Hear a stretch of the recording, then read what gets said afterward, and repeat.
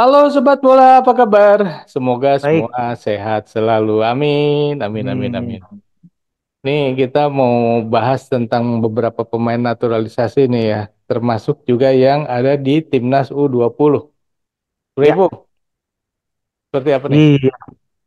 Ya memang kalau kita lihat belakangan ini kan proses-proses naturalisasi dari pemain-pemain kita itu kan sudah lintas dari ini ya segala level usia gitu loh. Mhm, Bagaimana di level usia U17, U16 itu kan ada pemain dari Australia, kemudian ada juga pemain yang berasal dari mungkin Eropa-Eropa lainnya. Dan kalau kita lihat naik ke atas ke level yang lebih tinggi di under 20, itu kan bahkan pemain-pemain naturalisasinya juga sudah bermain seperti Jens Reven.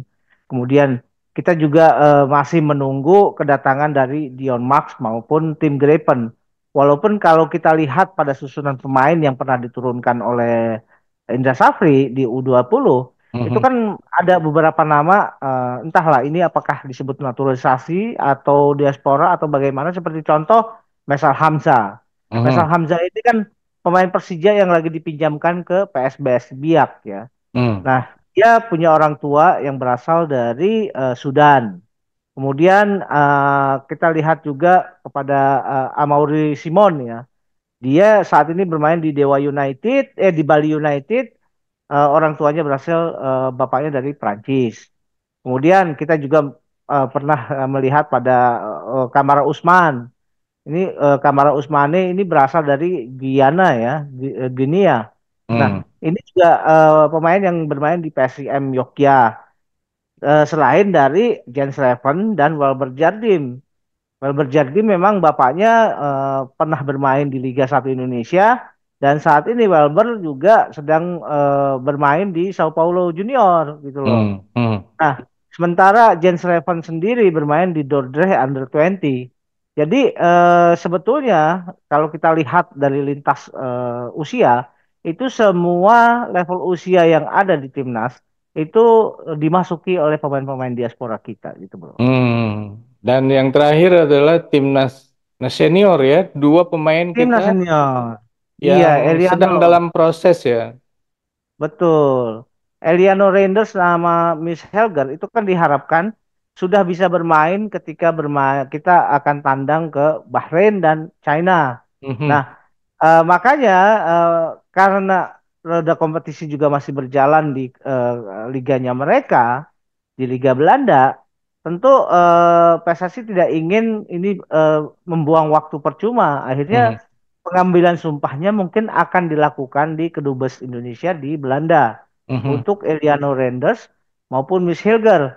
Karena kalau nggak salah batas waktu pendaftaran pemain untuk bisa bermain melawan Bahrain dan China itu di tanggal kalau nggak salah 4 Oktober.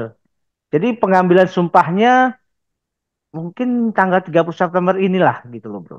Mhm.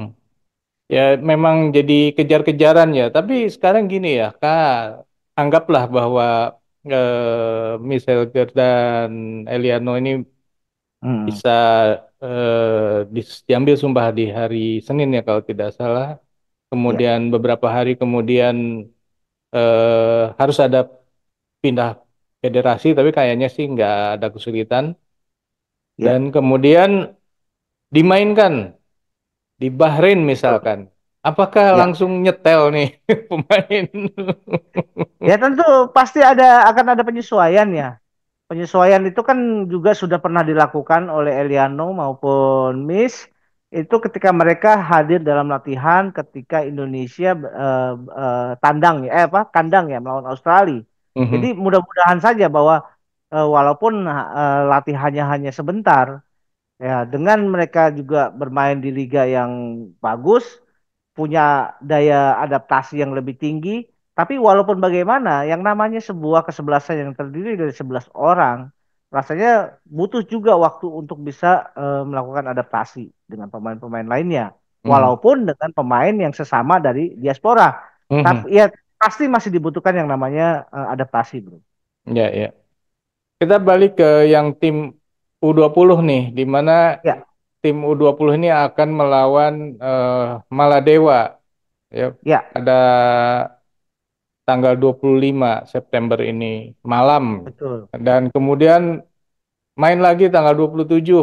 Kemudian main lagi tanggal 29-nya. Jadi selisihnya itu cuman sehari free ya. Apa kosongnya itu Betul. cuman sehari-sehari doang. Artinya kan fisik benar-benar akan diuji ya. Dan Betul. tentunya dalam kasus seperti ini rotasi pemain menjadi apa ya? Jadi sangat penting gitu.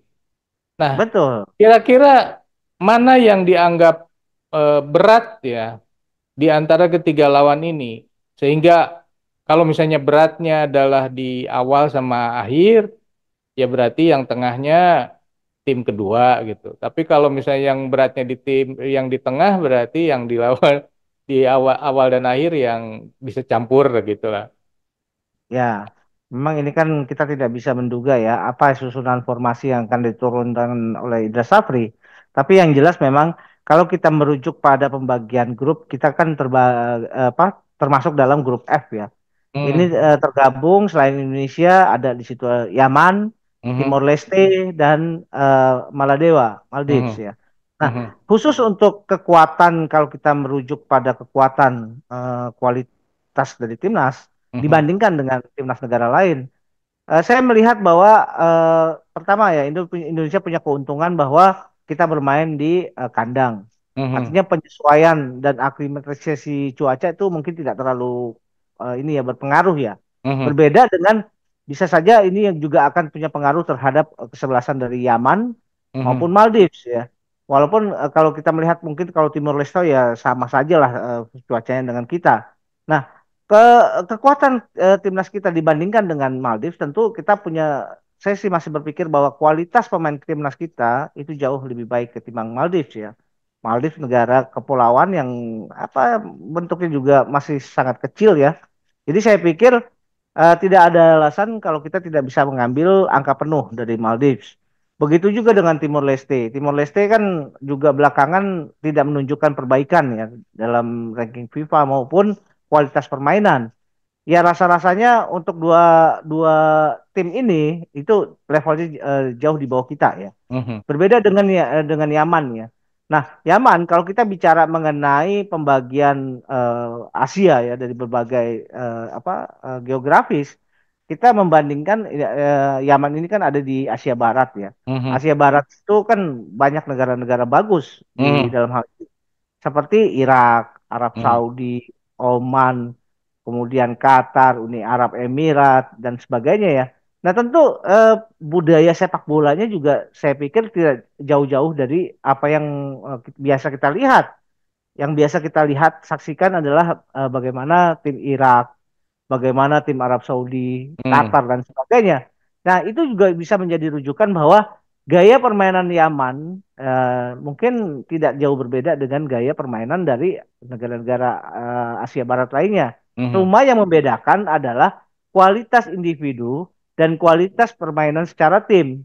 Rasanya kalau kita melihat pada kualitas timnas kita dibandingkan Yaman, mhm. saya sih masih yakin sekali ya bahwa kualitas timnas kita akan lebih baik dari Yaman gitu, bro. Ada komentar yang masuk katanya, wah kalau Indonesia nggak berhasil jadi juara grup di timnas U20 ini kualifikasinya keterlaluan katanya. Saya juga beranggapan hampir hampir sama ya. Kayaknya sih agak keterlaluan kalau Indonesia tidak bisa jadi juara grup. Hmm, Pertama, karena memang hanya juara grup lah yang kemudian lolos untuk ke Piala Asia Under 20 nanti. yang pasti ya Jadi yang sudah pasti itu. Nah, kita jangan lagi punya target sebagai sebagai apa runner runner up up ya. terbaik. Ini tidak ini ya, tidak logis kalau kita berpikir dengan pembagian grup yang seperti ini. Hmm. Kita artinya tidak bisa menjadi juara grup rasanya kok ya ini ya sangat-sangat menyesakan lah kalau hal ini yang terjadi gitu. Ada yang komentar juga, kenapa ya katanya timnya Indra Safri ini kalau diundi selalu gampang kan lawan-lawannya tuh dapat yang mudah-mudah. Ya itu Mudah nggak sih mah yang sekarang? Kayaknya nggak juga ya. kalau saya pikir ya relatif mudah sebetulnya. Saya Hmm. betul mengakui bahwa di grup ini itu relatif mudah gitu loh. Bagi Seharusnya Indonesia gitu, ya. bagi Indonesia. Nah, kalau misalkan kita mendapatkan pembagian grup seperti ini harus dimanfaatkan baik-baik Hmm. bahwa ada dua tim yang secara kualitas itu memang di bawah kita lah gitu loh. Hmm.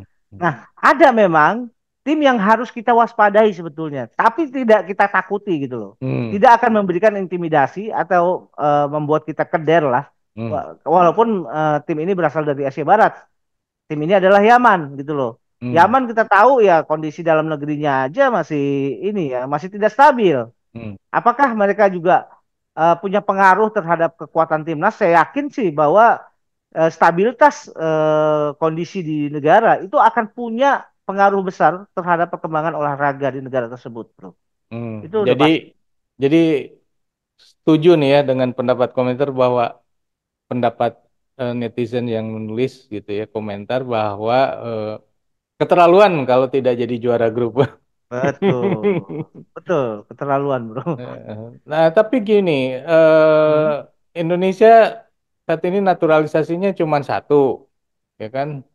Nah, ya. tadi sempat disinggung juga ada beberapa pemain yang di kelompok umur U20 ini yang hasil naturalisasi tapi tidak dipanggil. Kira-kira ini kenapa ya, Bro?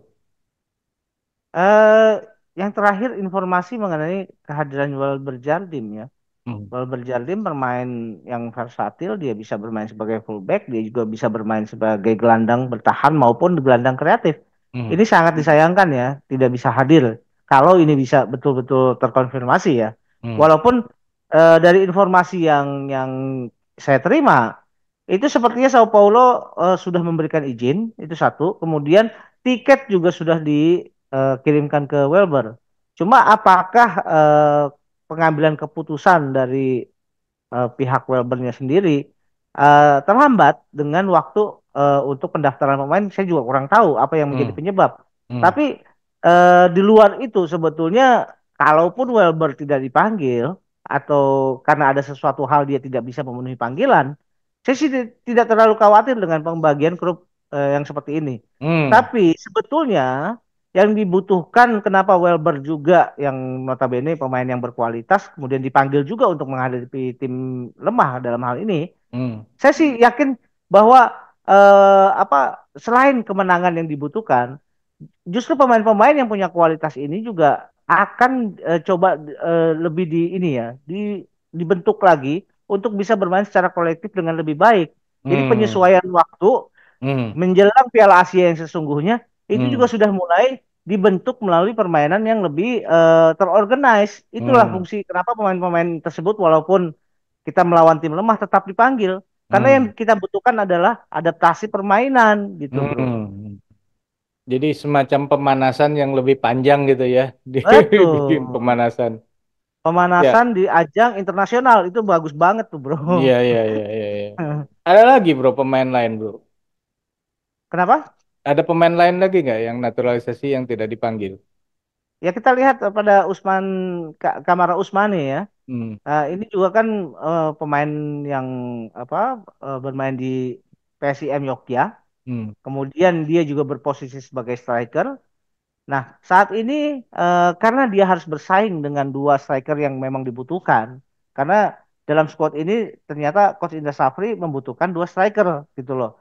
Striker ini sudah bisa dipenuhi oleh Jens Reven maupun Muhammad Ragil. Kalau Hmm. Jens Levant kita tahu lah, dia juga kan bermain secara apa belakangan ini kita melihat pertandingannya itu kan seperti memberikan pembuktian bahwa timnas Indonesia tidak rugi Hmm. menaturalisasi dia, gitu loh. Hmm. Hmm. Kemudian kita lihat hasil permainan di event Korea ya, di Hmm. Laga Invitasi.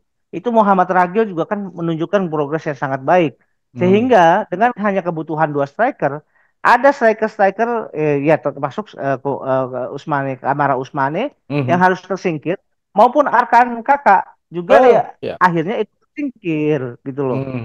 Hmm. Tapi ya ini kan bahwa proses seleksi untuk menuju Piala Asia tidak berhenti pada saat proses kualifikasi ini di grup ini. Bukan Hmm. tidak mungkin bahwa pemain-pemain yang tadinya tersingkir di laga kali ini itu bisa keambil nanti pada saat di Piala Asia nanti gitu loh.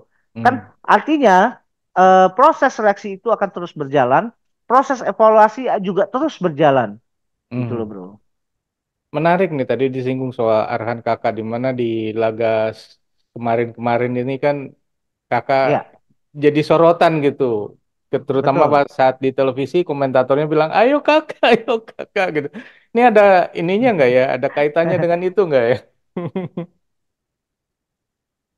Ya, saya pikir mungkin saja ya bahwa apa yang akan kakak terima ketika dia performanya juga tidak bagus, itu membuat banyak netizen yang mengkritisi. Tapi Hmm, memang sebaiknya ya, kalau kita sebagai pemerhati sepak bola, sebagai fans sepak bola, kita juga harus melihat hmm, bahwa Arkan Kakak ini punya pemain yang potensial. hmm, Dia pemain yang baru berusia 17 tahun. hmm, Kita toh tidak bisa memberikan ekspektasi yang berlebihan terhadap seorang Arkan Kakak gitu loh. hmm, hmm, Nah, tentu di level usia yang masih sangat labil dalam hal ini, ketika performanya juga memburuk katakanlah ya, kemudian hmm, jangan juga kita melakukan kritisi yang terlalu tajam. hmm, Tapi kalau misalkan ditanya apakah itu buah dari kritisi yang tajam itu punya performa terhadap Arkan Kakak, saya sih meyakini bahwa itu punya pengaruh gitu hmm, loh. hmm, Nah, makanya sebagai pemain sepak bola yang profesional, ada kalanya kita juga harus punya ini ya, kedisiplinan gitu loh hmm, dalam mengedepankan yang namanya prioritas. Kita juga melihat bahwa saat ini kan dunia media sosial juga begitu booming ya. Dan hmm, kadang-kadang prioritas kita kalau kita terlalu sering lah untuk berselancar di media sosial, itu juga pasti punya pengaruh terhadap performa. Apalagi kalau performa kita lagi buruk, hmm, performa baik lagi membaik aja, itu juga bisa menjadi musuh media sosial. Karena hmm, itu akan bisa membuai kita gitu loh. hmm, hmm, Sampai kita lupa tujuan dan target. hmm. Kalau kita performa lagi buruk, ya jelas, udah pasti kita menjadi biang inilah, dianggap ya harus dikritisi dengan cara-cara yang menurut saya juga kurang ini ya, kurang Hmm, pantas lah untuk anak hmm. seusia 17. Oke, Pak Erick Thohir, Ketua Umum PSSI bilang bahwa PSSI butuh 150 pemain di timnas ya, di Ya, semua kelompok umur ya. Dan sekarang iya, pemain-pemain naturalisasi dipanggil dari mana-mana. Dan ternyata ini menarik juga buat pemain asing. Bukan pemain asing, iya, maksudnya tetangga kita nih. Malaysia, ya, Vietnam juga melakukan hal yang sama. Ada komentar, bro. betul.